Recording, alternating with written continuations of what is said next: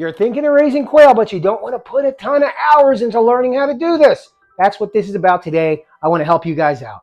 Down in the description, you're going to find links to some wonderful resources. This checklist, my wife and I, we wrote this after about 3 years of getting questions all the time with new customers, new people raising quail. So we collated all these questions into this PDF you can download for free again.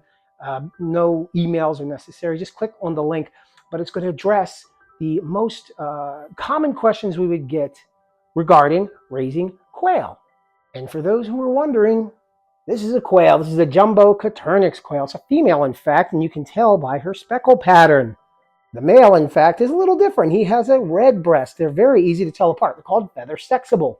That's one of the big advantages of keeping these jumbo Coturnix quail, particularly the pharaoh or the wild color. You can feather sex them 3 weeks of age. You know it's a male or a female. And beside our question and answer, I have a lot of other resources down there, including this how to tend to your chicks, the first stages of your quail, the first few weeks. So download those PDFs, read them over, and they're really going to jumpstart you into the entire quail husbandry thing if that's what you're interested in. Now in 2024, there's a lot of advantages and disadvantages in raising quail. What's the disadvantage? Well, it's the same as the advantage. There's a lot more breeders than there had been. People started breeding quail and raising them for food and eggs and selling them back in 2020. It became this new boom. Everybody started raising quail. So what does that mean? You're going to have a lot of availability. There's a lot of resources to pick from. But that also, on the negative side, means there may be a lot of unqualified breeders or breeders who have subpar animals. So you want to do your due diligence and find out who you're working with, what their history is, and the quality of their animals. It's quite important.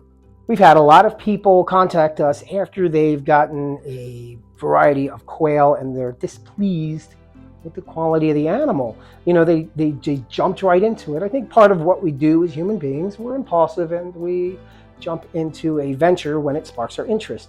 And we don't really do the background information and find out the info we need to know to make good decisions. Well, you know, hey, qualified breeders, good people you're working with, any company, they're going to do that on your behalf. They have the education and they should be going out of their way to educate you. That's kind of like what this is, like I said, down in the description with all of these informational links. You know, I want to have you guys feeling comfortable, feeling confident, and, you know, with a positive attitude going into this new endeavor. It's intimidating doing these things, and this really shouldn't be. Raising quail is very, very simple. Quail are prolific layers. They lay about 300 eggs per hen per year, and 3 of these eggs is equivalent to 1 large chicken egg. So 3 eggs, 1 chicken egg, and if one hen's laying 300 eggs per year, they're getting the equivalency of about 100 chicken eggs per year per Coturnix quail hen. That's one of the huge benefits of keeping these birds. They lay a ton of eggs, but they also don't take up very much space. They're kept in hutches. They don't need giant runs like a chicken does, so you're not spending an arm and a leg to get started. They produce or reproduce very quickly. The hens are going to start laying eggs at 6 to 8 weeks of age, and they reach full maturity at about 10 weeks of age. They're full size.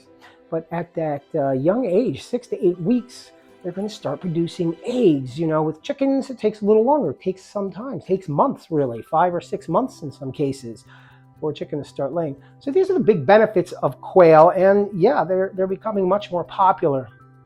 But again, do your due diligence, find out who you're working with, check out their reviews, maybe talk to people who have worked with them if you are able to, if you have access to anybody with a history with a company you want to work with.